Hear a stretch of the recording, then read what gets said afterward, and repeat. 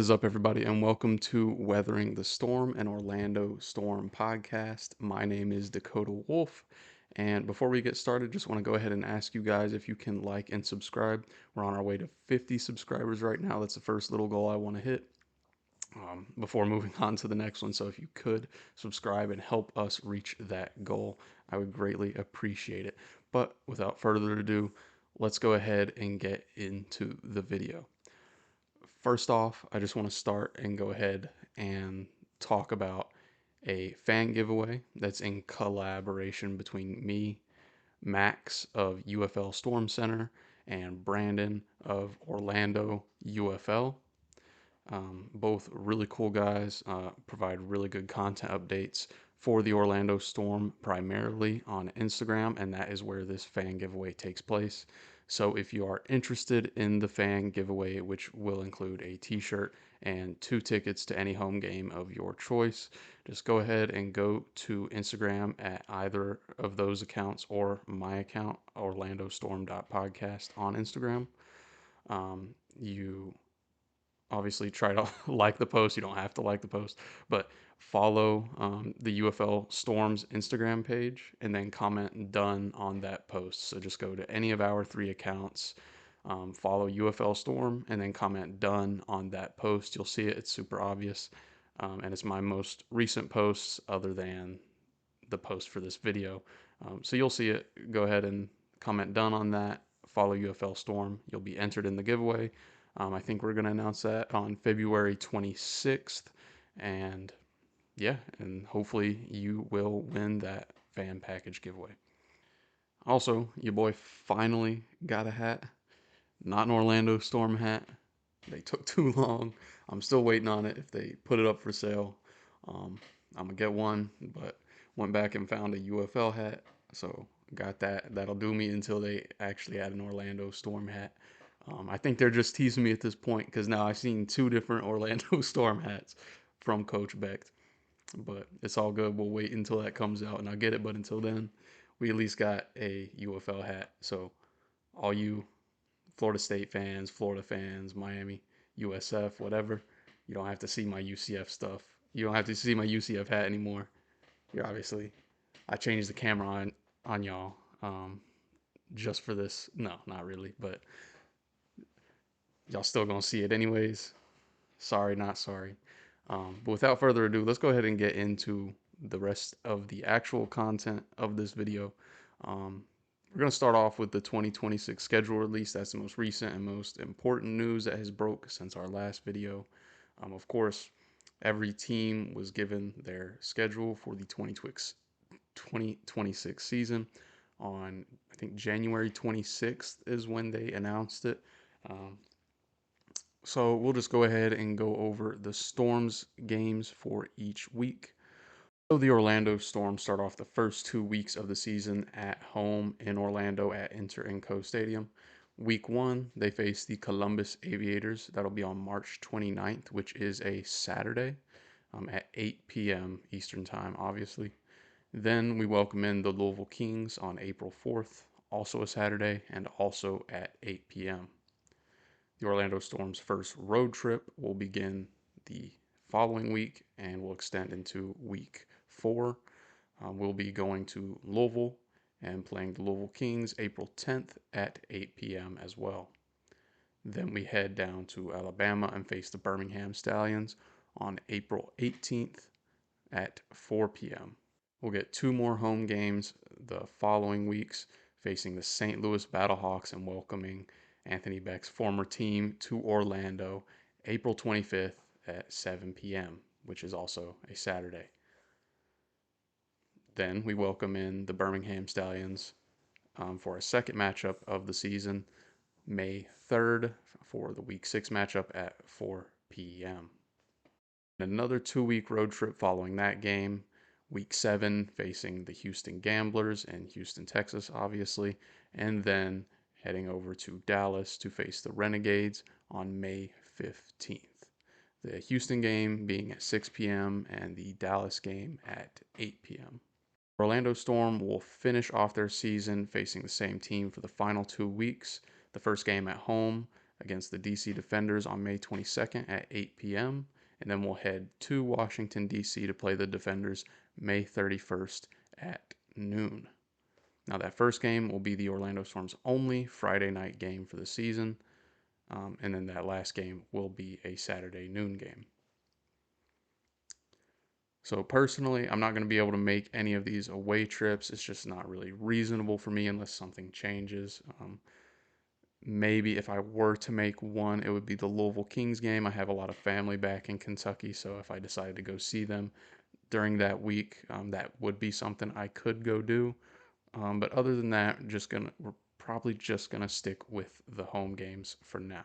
So if I'm going to call out some games that I'm looking for specifically that I have my eye on that excite me the most, the very obvious one is the St. Louis Battlehawks. Anthony Beck facing his former team and trying to get some bragging rights over his former guys, even though a lot of those guys aren't the same players. Regardless, that'll be a narrative. That'll be a important game for the Orlando Storm and for Coach Beck for personal reasons. April 25th at 7 p.m. Week 5. I'm also looking forward to the DC Defenders game that takes place later at the end of the season. I'm really hoping I can make that one. The Friday night time is kind of difficult for me. If you all don't know, I don't live in Orlando anymore. I live about 2.5 hours away. So getting off work or depending on my schedule, I'll probably be getting off work and then trying to head that way. If I did make it, it would be just in time. It would be kind of in a rush. So we'll see if I can make that one. I'm really hoping I do because that was one of the teams I was looking forward to facing the most. Obviously, former UFL champions. So that would be a really interesting game for me to go see Friday night at 8 p.m. And then obviously getting a bit out of order here, but Louisville Kings, I'm also kind of interested in that one as well, simply because I do have a lot of friends and family back home in Kentucky. So there is like a Kentucky Florida tie that's a little personal to me. Not that it's personal to the team, there's really any narratives there, but that is one that I'll be keeping my eye on as well. And just in general, those first 2 weeks being against the other teams that are new to the UFL alongside the Orlando Storm is really interesting, and I think it was really smart that they did that at the beginning of the season. We can kind of see how get an early look at maybe how good each of these new teams are going to be for the UFL.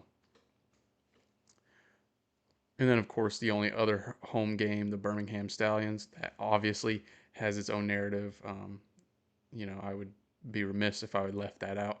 A.J. McCarron, former St. Louis Battlehawks quarterback, facing off against his old head coach, Anthony Becht, at home in Orlando for the Week 6 matchup on May 3rd at 4 p.m. So yeah, guys, that does the 2026 UFL schedule. Let me know what you guys think. I like it in general overall.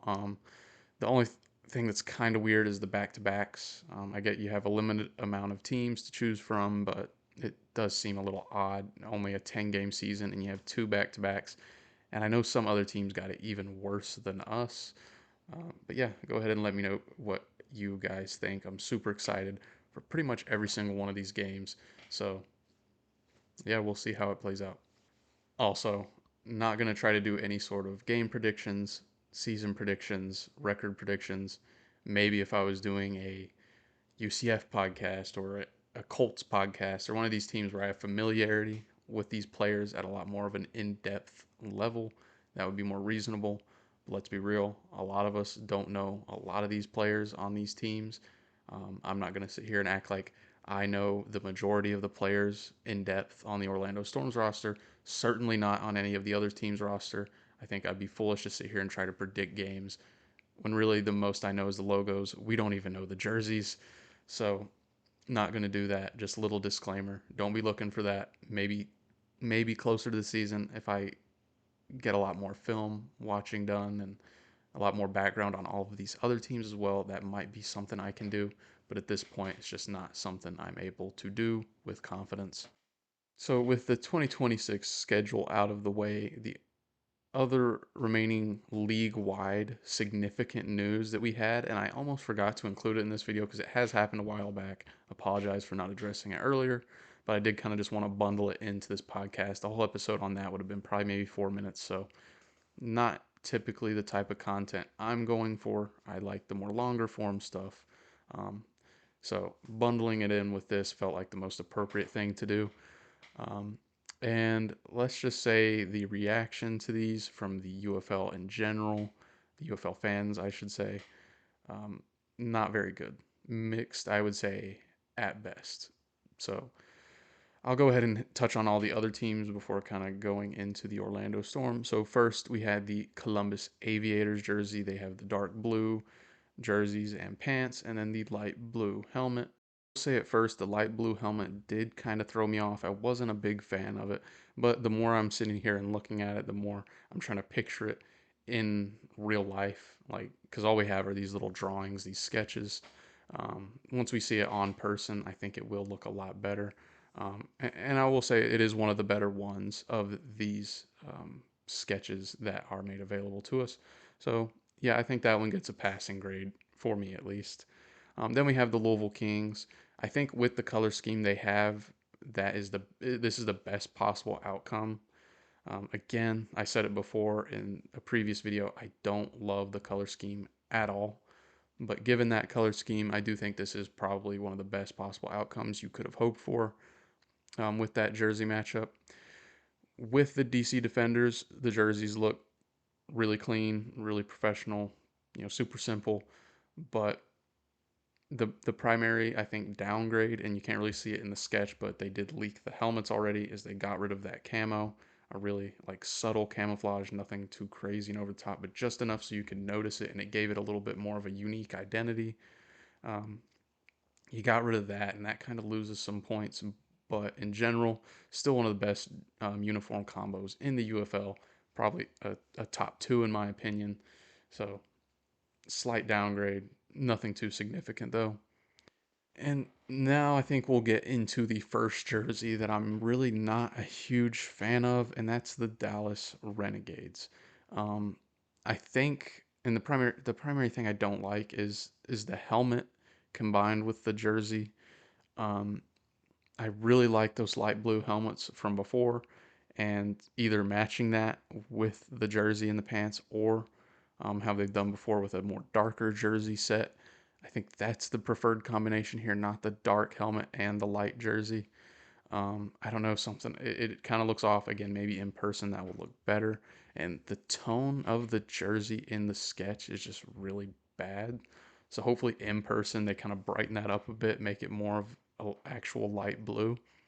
I can kind of see what they're doing here because the Columbus Aviators have a very similar color helmet, so I think they were just trying to differentiate it, and hopefully that color tone is not the actual one. And I can kind of see what they're doing, because if they matched it too much to their old color scheme, it's going to match the color of that helmet on the Columbus Aviators, and I think they're just trying to differentiate it. Um, for me personally, I would not worry too much about that. Just make the best possible jersey for the Dallas Renegades, um, and don't worry too much about the colors matching. They're different. They're very obviously different in their own ways. So just give them the best jersey possible. Don't worry about just trying to make it different. And you shouldn't be giving the Columbus Aviators the preferential treatment anyways, considering the Dallas Renegades are the OG team here. They were already here, so if anything, they should keep their colors, and the Columbus Aviators should change their stuff around a little bit. That's my personal opinion, but we'll see how it looks on person. Right now, though, not a huge fan. And then that brings us probably to the team that has been done the most dirty throughout the entire UFL offseason. Um, the Birmingham Stallions, man, in my opinion, it's the worst jersey. I know a lot of people have a different opinion on what the worst jersey is, but in general, people don't like these jerseys at all either. They really did massacre them. First off, they changed the helmet to the burgundy instead of what it's always been. It's been that gold.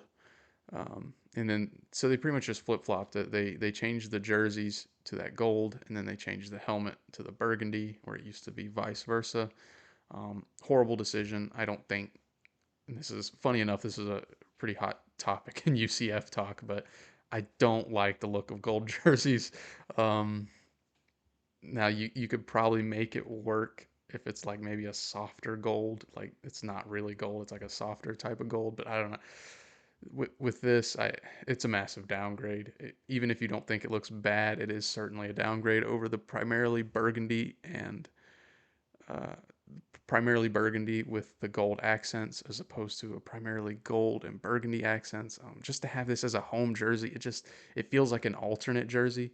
You look at that, you would never think that's a home jersey. You would think that's an alternate, but that's what they're rolling with, and it's even if you don't think it's bad, it's a significant downgrade over what they had before. Not sure why they changed it. I don't know if they're trolling. I hope they are because that one is just not good. That one in the the Renegades, you can convince me maybe that's just it's okay. This one's bad. This is the first definitively bad jersey. Then we have the St. Louis Battlehawks. What can I say? It's the best jersey. It's plain and simple. They had the best jerseys last year. They'd have to do a lot of screwing up to make this anything less than that this year. The one minor complaint when they announced the helmets, a lot of fans were complaining about the way the wings looked on the helmet. To me, it wasn't a huge deal, but to a lot of fans, they were too close in together, I guess, instead of being more spread out like they were. And a lot more fans wanted a sword down the middle. Didn't get that either. But either way, it's the best jersey in the UFL. Not much to say more than that. Then we have the Houston Gamblers. Really like this look as well. We'll see how it looks in person, but very simple. The black looks really good for this team. Black helmets, just a blackout all the way down, top to bottom, and the red and the yellow pop off really well. I think it's going to look really good on a jersey, and honestly, it gives the DC Defenders a run for their money in terms of the second best jersey. They might end up being my second favorite. We'll see when the UFL season starts and we get these on actual players. Then that brings us to the Orlando Storm. Last but not least, I have a lot of thoughts about this jersey, and I don't want to go against things that I said previously because I've mentioned a little bit here and there how it would be really difficult for the Orlando Storm to pull off purple or orange on a jersey. Those are both extremely strong colors, and I worried that if you went with an all orange jersey or an all purple jersey, it would look really odd. Like it would just be really hard to pull off, especially if you're gonna have an all purple jersey with orange accents. They're just two very vibrant colors that trying to get them to blend together, it's gonna be really hard to do. And I worried that it was gonna look really hard on the eyes. Um, so I recommended, and they kind of, in a way, they took my advice. I recommended that you go for a more primarily black jersey, a primarily darker jersey, so that both of these colors could work as accents and pop off of that black in a really bold type of way. Now, and again, kind of a little bit of my inspiration for that was the UCF jerseys because those are primarily black with the gold accents, which is a really good accent color, and they have the gold helmets too, which pop off and give it more of a unique identity, so it's not just straight up black. Um, but the gold accent, like it's their primary color, but it's better as a accent color. Look at this Stallions jersey if you want a reference. It's not good as a primary jersey color, at least in my opinion.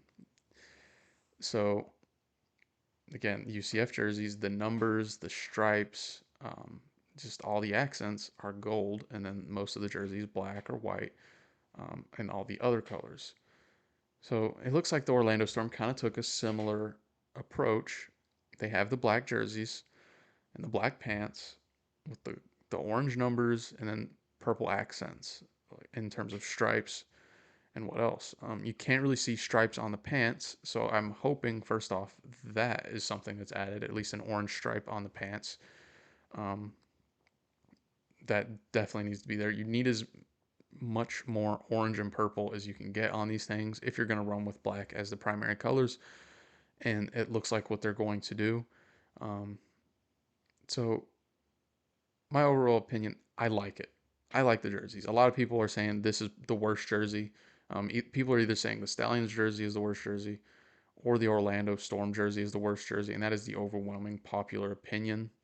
Um, for me personally, I like the jerseys. I really like the jerseys, and this is what I was kind of recommending them do before, so I'd be hypocritical if I said I didn't. This is kind of what I asked for, and I kind of got it. But you'll realize I'm saying kinda a lot. Now, when I recommended they go with black, I mean they went with a lot of black, man, and it's just extremely minimalistic, and I'll kind of explain that. If you look at the Houston Gamblers, who also did a black jersey, you'll notice the numbers are outlined in that yellow. And again, not to just rip them, like, design by, every single thing they did, but, and maybe the picture is not very clear, but you could do the same thing with the Orlando Storm. Outline that orange with some purple. Give it like a little bit of like a back shade, or whatever the term is. Give it a purple outline. Give it some differentiating colors, and the same thing with the sleeves. Like if the sleeves are purple, primarily purple, or the stripe along the sleeves is primarily purple, give it orange accents, or vice versa. Give it orange stripes with purple accents. Just add in more colors, make it more unique. Because right now you have a primarily black jersey, and then everything else about it is super minimalistic, which makes it look extremely generic. And then the helmets. I like the blackout helmets, but at the very least, again, like the Houston Gamblers, which they nailed this black jersey perfectly, give it a stripe down the middle. Like, give it something. Give it something. I don't know. Give it a chrome face mask. I don't know. I'm just throwing stuff at the wall, but give it something that gives it more character. Because right now, it kind of just looks really generic. Um, and again, I like it as a jersey on its own. Like if these were blackout jerseys, it would be perfect. But as the primary home jersey, it does just feel extremely generic. So I think you can make the black work. I really do. A lot of people don't. They just dislike the black altogether. I don't personally, but just give it a little more something. Don't leave it like that. I don't know exactly, specifically, other than the stripes and like what I just mentioned. But if you want to make the black work, just give it a little more like detail, a little, just incorporate the orange and the purple more. Um, because it's really black and then kind of minimalistic otherwise, which just makes it look extremely generic. And a lot of people, especially outside of Orlando and Florida, associate Florida as the sunshine state. So they're expecting the bolder colors, a more bright, colorful jersey. So then when you give them this, it's just not what most people expect. And of course, if it's not what you're expecting, most of the times it's going to bring out a negative reaction. So again, I think these will still look really good on the actual person, but again, I do think you need to find a way to incorporate more of the team's primary colors. One way I would do that, instead of being a primarily black jersey, maybe go for like a really, really, really dark purple. So you can just enough tell that it's purple, um, but without it being too obtrusive or obnoxiously purple. Like I don't want a Barney purple, right? Like I think a lot of people are calling for that. I like it could work, don't get me wrong, but the problem isn't just the purple because you also have orange, and I think people are not understanding when you layer two really dynamic and different colors on top of each other like that, it's hard to make it work. Like there's no other jersey in the UFL right now that's trying to do that. You have the Battlehawks, it's the blue and the silver. The blue is a nice, calm primary color with a more it's bold in its own way, but it also works as a nice accent in that silver or that gray or whatever you want to call it. The Kings, they have they have two of the same color pretty much. They have one bold accent color, but then they have a darker, more low key primary color. You have the Aviators, you have the bold color, the light blue, and then you have the dark blue and the dark red, both low key colors. You can kind of get understand what I'm trying to say here is none of these teams have two extremely bold primary colors. That purple is really bold and that orange is really bold. So to make the purple and the orange work in the way that everyone is wanting them to, you're going to have to, at the very least, darken that purple a lot. So I kind of understand what they were going for with the black, but I do also understand everyone else's opinion. It looks extremely generic right now, but there is a way to kind of make it work. So if they're going for that more darker aesthetic to it, just go with the purple. Just make it extremely dark. So it's the purple. It gives it more character, more personality, but it also isn't so bold like a Barney purple where it's conflicting with that orange, and it just looks like an eyesore, and it looks really disgusting. Um, if you wanted to stay with the black jerseys and the black pants, I would recommend, again, I'm just going to keep going back to UCF because I love their jerseys and I love the color scheme. Give us a purple helmet or an orange helmet. Purple or orange, I'm not really sure which one I would prefer, but keep the black and the black jerseys and the black pants and give us like a purple or an orange helmet. I would say probably purple. That's probably what I would go with, um, just to add some sort of uniqueness to it. I know if I'm saying that, and a lot of people would be like, I don't know how that would look like because the helmet would be very different from the jersey combo, kind of like how the Columbus Aviators look, and that kind of threw me off at first. But I do think it would look good. I think it's at least an option to consider. But anyways, I might just be wasting my breath here because they've already unveiled the helmets, so it might be a done deal at this point, anyways. But that's just my opinions. In general, I don't hate the jerseys as much as everyone else does, but I completely get the complaints by most of the fan base. So yeah, go ahead and let me know what you guys think about the jersey yourself. Do you also agree? Is it a little too generic for your liking? And what alternatives would you prefer? Because I do see a lot of people complaining about the primarily black for a Florida team. It's known as the Sunshine State, whatever. But what is your alternative? What would your primary jersey color be? Because I can kind of talk myself into a dark purple. I can't talk myself into a Barney purple, and I cannot talk myself into a primary orange either.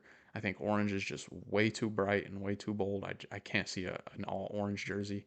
I don't. No offense to the Tennessee Volunteers, I cannot see us looking like that. I just that is something I can't talk myself into. A dark purple maybe, but for everyone that has a problem with the Orlando Storm jersey, like what would your ideal Orlando Storm jersey be? I would love to know what you guys think on that front. So yeah, guys, that was all the UFL news that was released since the last video. Now I'm just going to get into some more Orlando Storm specific news, mostly roster news. So first off, we have tight end Steve O'Klotz and tight end JJ Galbraith were both removed from the roster. Not much detail more than that, but either they retired or they decided they didn't want to play in the UFL this upcoming season. Whatever it may be, best of luck to both of you guys. Hope it all works out for you. But then up next, we have wide receiver D. Anderson, who was signed to the roster on January 21st. He is a former Memphis Showboats wide receiver who accumulated 377 yards and 3 touchdowns in his most recent season. So next up, we have Elijah Dotson, the Orlando Storm running back. He played in Northern Colorado for all 4 seasons of his career, accumulating 2,921 yards rushing and 1,301 yards receiving. He also added on 23 touchdowns through the ground and 6 touchdowns through the air. Up next, we have defensive tackle Fabian Lovett, who played college ball at Florida State University and then played briefly with the Chiefs and the Patriots in the NFL. Then the Orlando Storm decided to bolster their offensive line even more, signing offensive tackle Bryce Benhart. He played about 60 games for the Nebraska Cornhuskers and is standing at 6 foot 9 inches tall. So then, what I can assume is just to make up for some of the other recent losses at the tight end position, we have tight end Sean Bowman, who played at the University of Maine and Rutgers. He also played briefly with the Jacksonville Jaguars. So that was the most recent player acquisition the Orlando Storm had. But the last piece of news we've gotten, again, since my last video was uploaded, was that the Orlando Storm have announced their offensive coordinator, which is Kyle Kasky, which was most recently the St. Louis Battlehawks running back coach. And now I'll just go ahead and get a little more in depth on his background, considering he is a more significant part of the Orlando Storm's coaching staff, even though it might be Anthony Becht calling the plays since he is more of an offensive mind. We'll see. He has more of a reputation as a CEO style coach, so there is a good chance that Baskey could be the one calling the plays. I guess we'll figure that out closer to the season start, but regardless, let's go ahead and get into his background. So Caskey began his career with Louisiana Monroe in 2004 as a graduate assistant and would hold that position for the 2004 and 2005 seasons. He would then move to Indiana State as a recruiting coordinator from 2006 to 2008. He would then go to Ole Miss as a defensive assistant coach for the 2009 season, which is interesting because he has more of a background as an offensive coach, but he also has experience on the defensive side of the ball, for whatever that's worth. Caskey would then begin his NFL tenure with the Cincinnati Bengals, where he coached as an offensive quality control and assistant offensive line coach from 2010 to 2013. He would stay with the Cincinnati Bengals but switch coaching positions to running backs coach, a position he would hold from 2014 to 2018.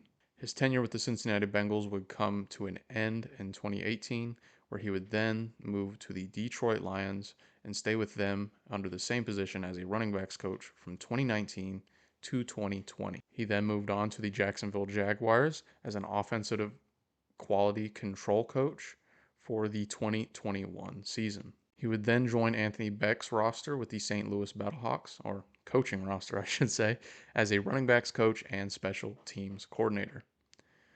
Then that brings us to present day, where he joined the Orlando Storm and will be their coach for, at the very least, the 2026 UFL season. But yeah, guys, I think that just about does it for another episode of Weathering the Storm and Orlando Storm podcast. Please feel free to let me know in the comment section what you think about the schedule, what games are you looking forward to, and then what do you think of our jerseys? What do you think of the rest of the jerseys? Go ahead and in the comment section below, let me know what you guys think about our schedule.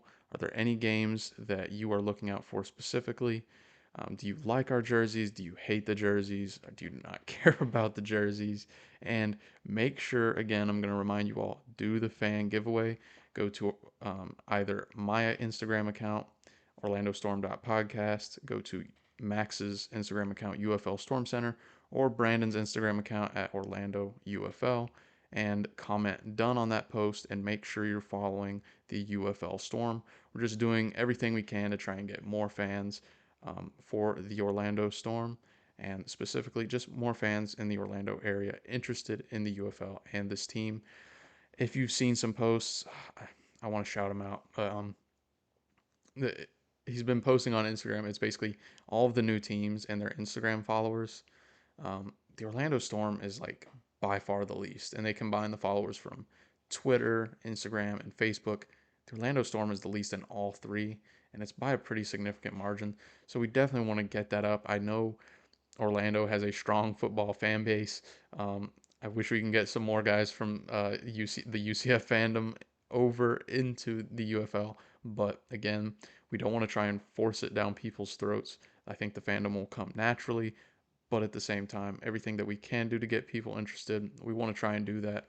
So go ahead and do that if you can, guys. We'd really appreciate it, and we'd love to, you know, have you all be the winner of this giveaway and win that T-shirt and 2 tickets to any home game of your choice.